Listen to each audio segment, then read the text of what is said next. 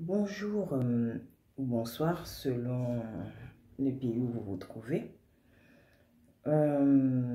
J'ai décidé en fait d'arrêter de faire des enseignements parce que j'ai constaté que sur les réseaux sociaux, il y a beaucoup d'enseignants et les enseignements sont longs. Et très souvent, les gens n'arrivent même pas à écouter un enseignement entièrement avec les occupations de ce monde et ils terminent jamais arrivé au bout, sauf pour certains, de ces enseignements. Donc, j'ai décidé de faire tout simplement des exhortations. Avant de commencer mon exhortation du jour, je vais vous demander de liker, de partager et de vous abonner. Surtout, abonnez-vous plus qu'autre chose et bien sûr, partagez. Pour me contacter, vous pouvez me joindre sur mon mail nopt73@gmail.com nopt73@gmail.com. Alors aujourd'hui, je vais vous parler de l'amour de Jésus-Christ de Nazareth et du pardon. Mais vraiment, en bref, comme j'ai dit, exhortation rapide et tout. Aujourd'hui, nous sommes parents, nous sommes amis, nous sommes en couple et on se doit d'aimer toutes les personnes qui nous entourent. Et pour leur montrer cet amour, on n'y arrive même pas. On a toujours parmi ces personnes des gens qui nous déçoivent et on n'arrive pas à manifester le pardon. On dit qu'on est chrétien, mais à quel moment on s'identifie à Jésus-Christ de Nazareth, qui lui a pardonné en tout temps, qui lui est un Dieu d'amour, un Dieu de pardon, qui lui doit donner de l'amour et du pardon à des milliards de personnes sur cette terre. Et il n'en a jamais assez d'accorder son pardon. Dans la Bible, il est écrit de pardonner 7 fois 7 fois 7, des milliers de fois en gros, de toujours pardonner, de ne point garder la rancœur vis-à-vis de quelqu'un. Donc, si tu es chrétien, cet après-midi, je veux que l'esprit du pardon soit ton partage. Tu es parent, tu es femme au foyer, mari, époux. Pardonne. Pardonne ta femme, pardonne tes enfants, pardonne ton mari, pardonne ton ami. Pardonne ceux qui t'ont offensé tout simplement. Tu sais, quand tu ne pardonnes pas, tu fais fuir les gens de l'église. Parce que moi, mes vidéos s'adressent aux chrétiens, aux disciples de Jésus. Alors, si je crois que toi, tu es chrétien et que ce que je vois de toi me pousse à venir à l'église et qu'un jour, parce que j'ai commis un impair, tu ne peux pas me pardonner, je vais penser que être chrétien, c'est être finalement aussi méchant que moi-même je l'étais dans le monde. Et alors, je vais y retourner. Par ton comportement, tu fais fuir des gens qui veulent venir entendre la parole de Dieu, comprendre qui est ce Dieu afin de changer. Et toi, tu ne lui permets pas de comprendre que on prône un Dieu d'amour, de bonté. Comment on appelle? Jésus-Christ de Nazareth lui-même, devant le lot de commandements qu'a laissé Moïse et tout, par ses lois, ses tablettes et tout, Jésus a réduit cela en 2 commandements. Les 2 commandements ont été basés sur l'amour. C'est la preuve même que Jésus tient à ce que nous nous aimions les uns les autres. Alors, il a dit, aime ton prochain comme toi-même. Et en premier, il a dit, tu aimeras ou tu adoreras que Dieu est Dieu seul, de tout ton cœur, de toute ton âme, etc. Vous voyez, Dieu veut que l'on s'aime. Et on ne peut pas s'aimer si on ne pardonne pas. Je ne peux pas dire que je suis chrétien et je ne manifeste pas le pardon et l'amour envers mon prochain. Ces 2 commandements, on peut les lire dans Marc 12, versets 29 à 31. Alors, toi aujourd'hui qui es chrétien, arrête de condamner les autres.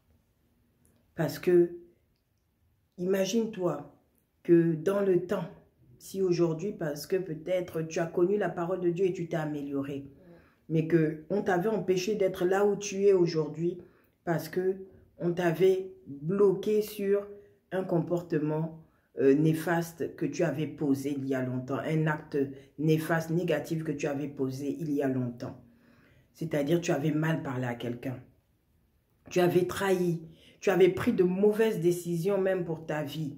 Tu avais fumé, tu avais bu, tu avais volé, tu avais menti. Et pour cela, on te condamne à vie. Est-ce que tu aurais trouvé ça positif?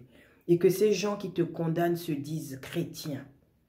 Non, tu n'aurais pas apprécié. Alors, à ton tour aujourd'hui, si tu es chrétien, fais en sorte de ne pas condamner les autres. Et le pire, c'est de condamner les autres au nom de Jésus-Christ de Nazareth. De dire que la personne a eu tel comportement. Tant que cette personne ne se repent pas, je ne peux pas pardonner la personne. Et la repentance qu'on demande, ce n'est pas la repentance vis-à-vis de Dieu, mais c'est la repentance vis-à-vis de nous-mêmes. Moi, pendant longtemps, je voulais que mes enfants me demandent pardon quand ils commettaient des impairs. Aujourd'hui, j'ai compris qu'ils pourraient me demander pardon tout le temps parce que je les obligeais à le faire, mais ils n'ont pas la compréhension du pardon qui leur permettrait de ne pas recommencer.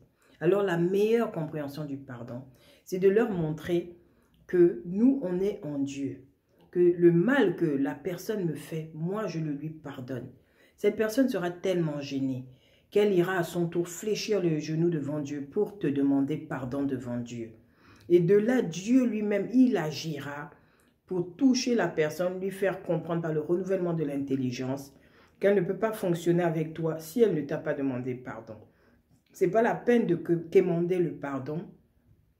Laissez Dieu faire son travail en emmenant quelqu'un à la repentance parce que le pardon sans la repentance n'aboutit à rien. Donc, laissons Dieu amener les gens à se repentir pour pouvoir obtenir d'eux un pardon vrai. Mais aujourd'hui, on veut que les gens se mettent même à genoux depuis la porte d'entrée pour avancer, nous demander pardon, qu'on se sente élevé. Élevé en quoi?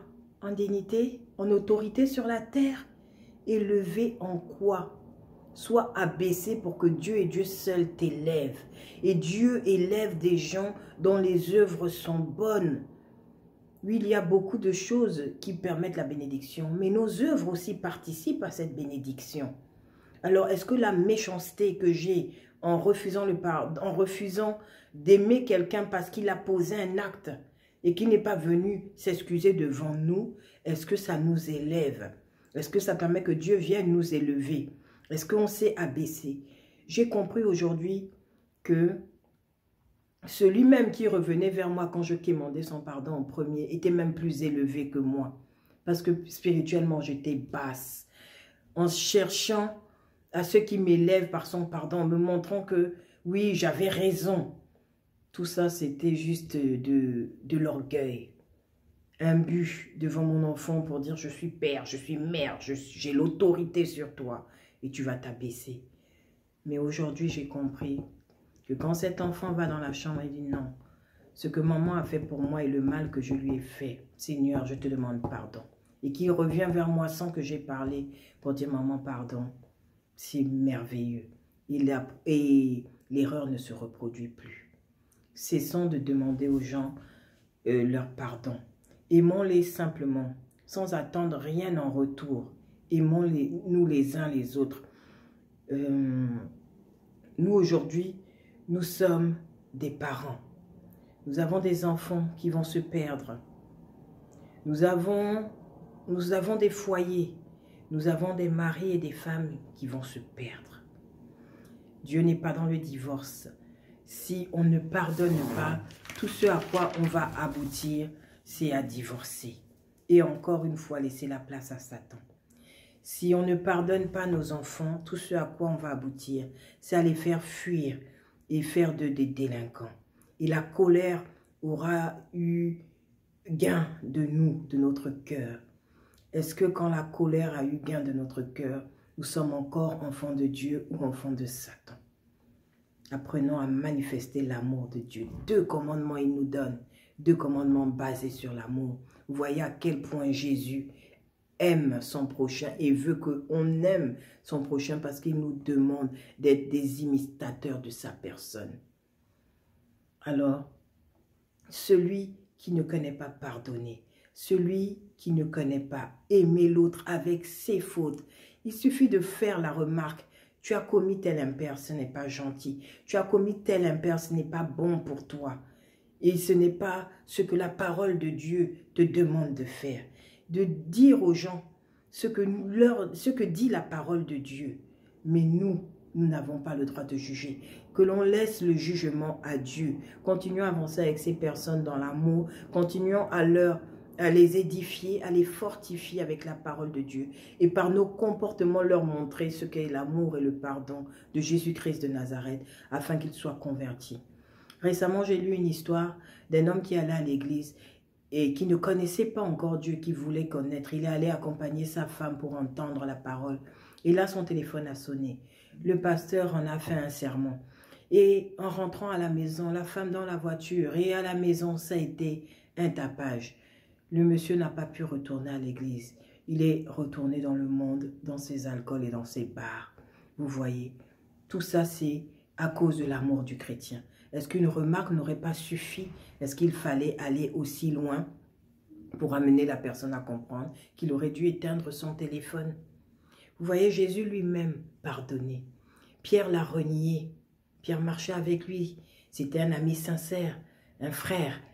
Pierre a renié Jésus. Jésus a bâti sur lui son église. Judas devait le trahir. Jésus savait que Judas devait le trahir. Mais à aucun moment il n'a présenté aux apôtres celui qui allait le trahir parce que les apôtres l'auraient peut-être tué. Il l'a protégé. Il l'a aimé jusqu'à la fin. La prostituée que tout le monde voulait rejeter. Jésus nous montre que quand on est en Dieu, il n'y a à rejeter personne.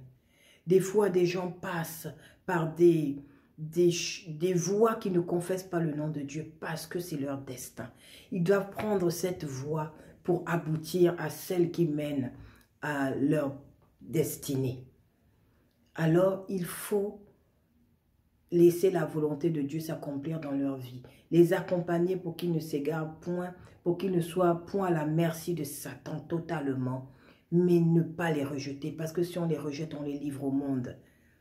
Si on les enseigne, les accompagne durant l'épreuve difficile qu'ils vivent, le choix, la décision qu'ils n'arrivent pas à prendre, ils reviendront à Christ. Parents, mari, femme, amis, ensemble, essayons de rentrer dans l'amour de Dieu. Essayons d'accorder nos pardons. Nos pardons à nos enfants qui commettons des erreurs. Nos pardons à nos époux qui commettent des erreurs, à nos épouses qui commettent des erreurs, à nos amis qui commettent des impairs. Accordons notre pardon. La vie elle-même, en fait, enseigne aux gens. On n'a pas besoin d'entendre le pardon de quelqu'un. Des fois, quelqu'un revient à nous et par son comportement, on comprend que la vie lui a enseigné. Alors, je prie que ce petit message a impacté quelqu'un aujourd'hui, que quelqu'un va enfin laisser le Saint-Esprit transformer les gens et non pas lui, parce que la Bible nous dit que ce n'est ni par la force ni par l'intelligence, mais c'est par le Saint-Esprit que tout s'acquiert. Donc, ne nous battons pas pour changer les gens, affermissons-les simplement par la parole. Et Dieu a oint des gens, des prêtres, des pasteurs, des docteurs, apôtres et autres, le prophète, pour pouvoir aider son peuple. Ne nous érigeons pas en ce que nous ne sommes pas. Laissons Dieu être le seul juge. Pour finir, je prendrai 1 Corinthiens, versets 26 à 27, qui dit « Considérez » non, je vais prendre 25 à 27. « Car la folie de Dieu est plus sage que les hommes, et la faiblesse de Dieu est plus forte que les hommes.